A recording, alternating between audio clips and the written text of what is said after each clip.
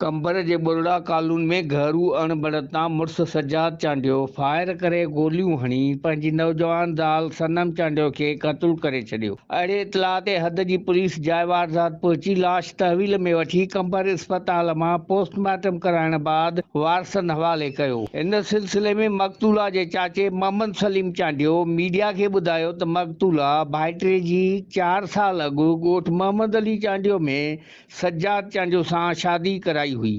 शादी बाद संदन मथा मुड़स सजाद ऐं ॾेर तशद्दुद कंदा हुआ। वारसनि जे अहिड़े रवैयनि तां हू कंबर में वालदेन जे घर तरसियल हुई त मुड़स ऐं ॾेर समेत जवाबदार घर में घिड़ी फायर करे क़त्ल करे फरार थी विया आहिनि। जॾहिं त वाक़े जो केस दाख़िल न थियो हो न वरी को जवाबदार गिरफ़्तार थी सघियो हो। कैमरामैन शोएब अहमद खोसो सां गॾु मोहम्मद मिठल, कोशिश डिजिटल, कंबर।